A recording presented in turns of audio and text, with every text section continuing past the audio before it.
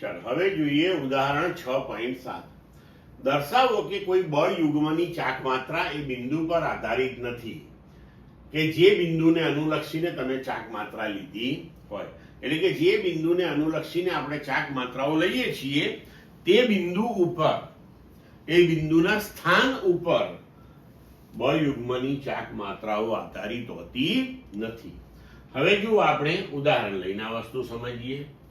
ધારો કે આકૃતિમાં દર્શાવ્યા મુજબ આપણે કોઈ દ્રઢ પદાર્થ પર એ અને બી બિંદુએ લાગતા બળોની જોડ લઈએ, એટલે કે બળ યુગ્મ વિશે વિચારીએ. બી બિંદુએ લાગતું બળ એફ સમાન મૂલ્યનું અને વિરુદ્ધ દિશામાં એ બિંદુએ લાગતું બળ માઇનસ એફ થશે. તો હવે બી અને એ બિંદુએ લાગતા જે બળો છે તેને આનુષંગિક આપણે કોઈ પણ યાદચ્છિક બિંદુ ઓ લઈ લીધું અહીંયા. તો આ ઓ બિંદુની સાપેક્ષે આપણે અહીંયા બળ યુગ્મની ચાક માત્રાઓ ગણીએ. બરોબર છે? તો બળ યુગ્મની ચાક માત્રા એટલે ટોર્ક. ટોર્ક એટલે આર ક્રોસ એફ. હવે જો ઓ બિંદુને અનુલક્ષીને તમારે ટોર્ક એટલે કે બળ યુગ્મની ચાક માત્રા લેવી હોય તો ઓને અનુલક્ષીને એ અને બી એના સ્થાન સદિશ આર લેવા પડે.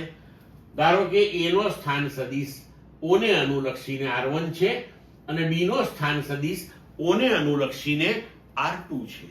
બરાબર? તો હવે બળ યુગ્મ ની ચાક માત્રા બરાબર આ બંને બળોથી મળતી બળ યુગ્મની ચાક માત્રાઓનો સદિશ સરવાળો, એટલે કુલ બળ યુગ્મની ચાક માત્રા થઈ જાય.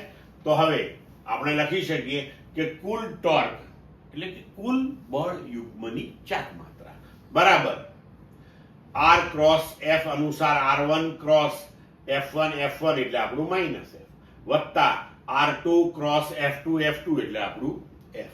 બરોબર? હવે અહીંયા આપણે f ને કોમન લઈ શકીએ તો r2 minus r1 cross f. બરોબર? હવે જુઓ આપણે આકૃતિ ઉપરથી જોઈ શકીએ છીએ કે આ સદિશ r1 હવે એના અહીંયા અંત્ય બિંદુએથી એટલે કે આ શીર્ષ ઉપરથી આપણે સદિશ AB લઈએ તો r1 ના પુચ્છ અને r2 ના અને AB ના શીર્ષને જોડતો સદિશ એ આપણો r2 સદિશ થશે. એટલે ત્રિકોણના સરવાળાના નિયમ અનુસાર આપણે લખી શકીએ કે સદિશ r1 પ્લસ સદિશ AB બરાબર સદિશ r2.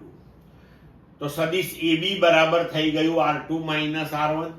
હવે આ સમીકરણની અંદર આપણે r2 માઇનસ r1 ની જગ્યાએ AB મૂકી દઈએ તો હવે આપણને બળ યુગ્મની કુલ ચાક માત્રા મળી ટાઉ બરાબર AB ક્રોસ F. હવે જુઓ સદિશ AB જે છે એને ઉગમ બિંદુ O જે છે એની સાથે કોઈ લેવા દેવા નથી. કે આપણે જે અહીંયા ઉગમ બિંદુ O લીધું તેનાથી તે સ્વતંત્ર છે અને આ બંને બળ જે આપણે દર્શાવ્યા છે એ પણ ઉગમ બિંદુ અથવા તો સંદર્ભ બિંદુ કે જેને અનુલક્ષીને આપણે ગણતરી કરી રહ્યા છીએ તેનાથી બિલકુલ સ્વતંત્ર છે.